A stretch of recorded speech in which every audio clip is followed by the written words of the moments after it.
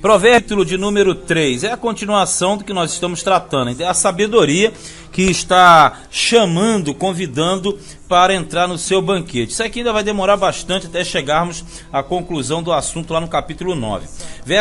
Capítulo 3, verso 1 diz assim: Filho meu, a mesma questão anterior, não te esqueças da minha lei, e o teu coração guarda os meus mandamentos. Mesma questão. Deus falando, o mestre falando e o pai falando. Porque eles aumentarão os teus dias e te acrescentarão anos de vida e paz. Não te desamparem a benignidade e a fidelidade.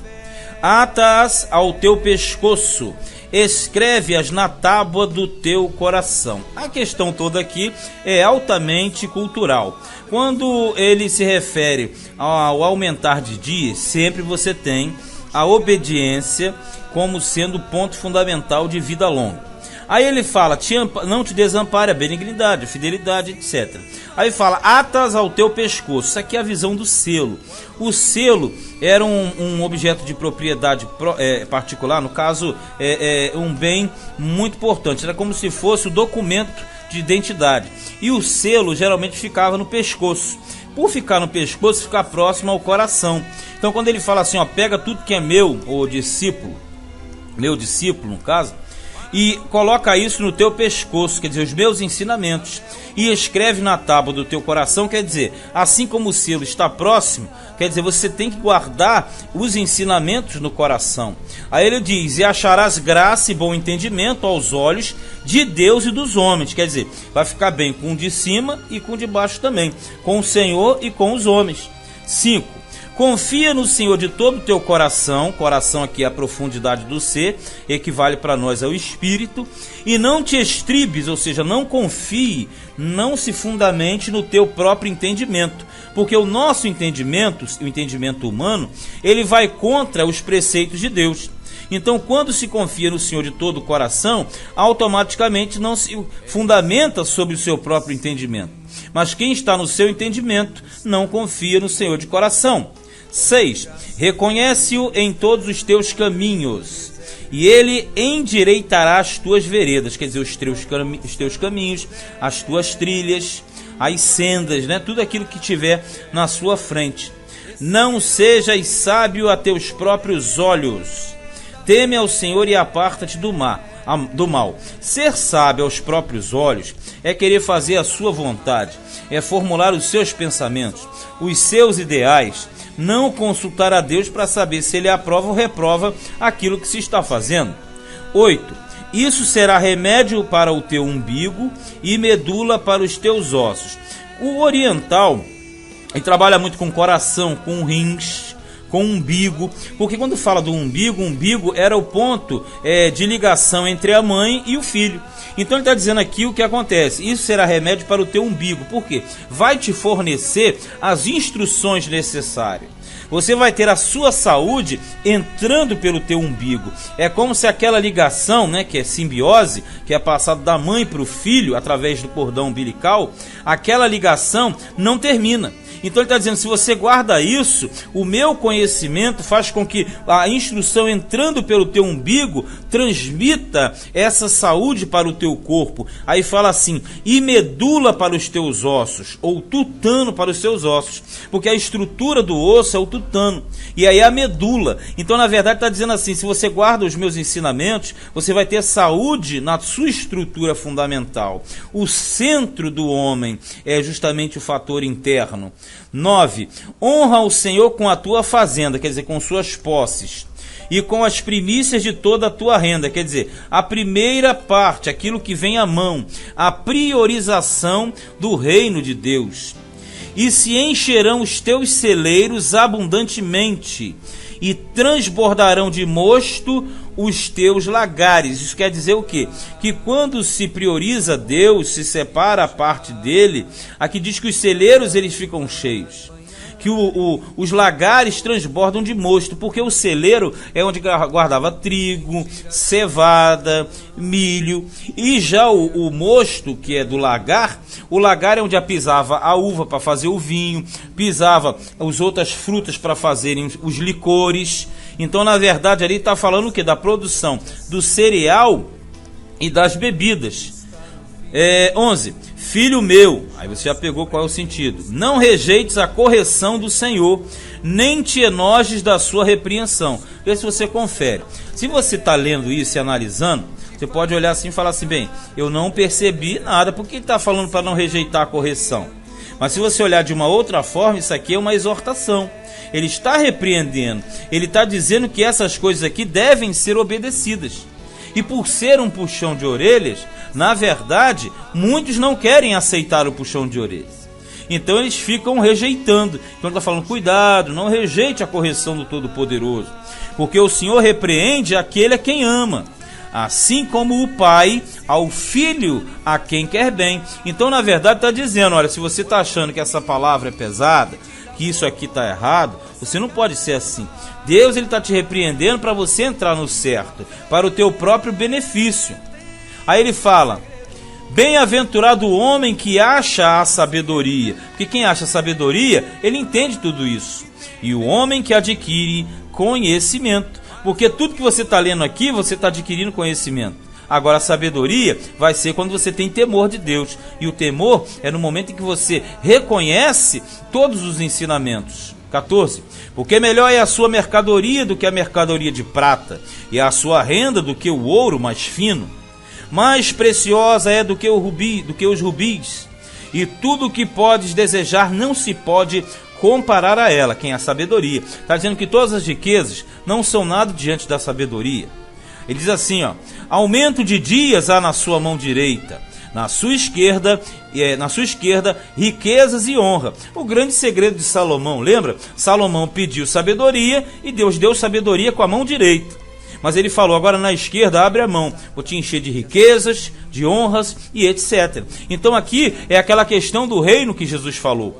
Buscar primeiro o reino e a sua justiça, e as demais coisas são acrescentadas. Então não se deve correr atrás dos valores materiais. Tem que se correr atrás do Deus que vai automaticamente conceder os valores materiais. É isso que ele quer dizer aqui. Quem busca sabedoria vai receber outra parte. Mas quem busca outra parte não recebe sabedoria. 17. Os seus caminhos são caminhos de delícias, e todas as suas veredas, paz. Caminho da onde? Caminho da sabedoria. É árvore da vida para os que a seguram, e bem-aventurados são todos os que a retêm. Reter a sabedoria. Quando diz que é árvore da vida, porque a árvore da vida é uma forma do oriental, do semita, de uma forma geral, aplicar a coisas boas de Deus. Que a árvore da vida é que estava no jardim. Então quando fala que é árvore de vida para os que asseguram, quer dizer, quem pratica essas coisas está na árvore da vida. E bem-aventurados são todos que a retêm. Retém quem? A sabedoria. 19. O Senhor com sabedoria fundou a terra e preparou os céus com inteligência. Pelo seu conhecimento se fenderam os abismos, e as nuvens destilam o orvalho. Está dizendo assim, olha, Deus, para criar todo esse universo, para ele criar todas as coisas que você vê e contempla agora, esse Deus, ele usou sabedoria, entendimento, conhecimento e inteligência. Então aqui ele está dizendo, se Deus usou tais ferramentas, vocês precisam também. Ele fala, filho meu, não se apartem estas coisas dos teus olhos.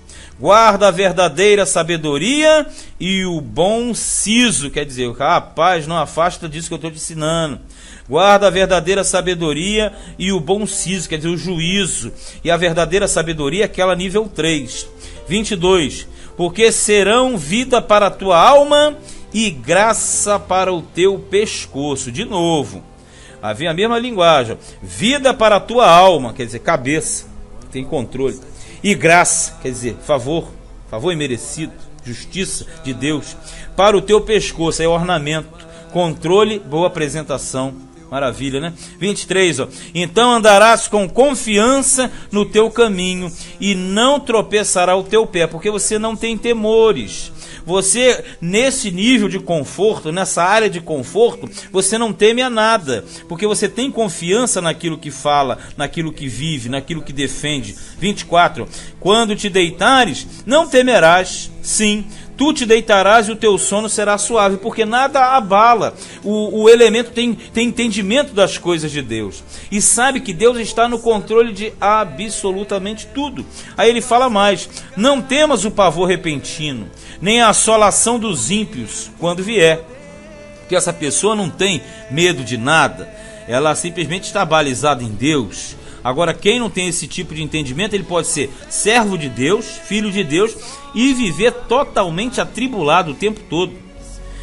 26, porque o Senhor será a tua esperança e guardará os teus pés de serem presos. Por quê? A pessoa estará andando, caminhando livremente, passo a passo, sabendo que Deus guia os seus passos.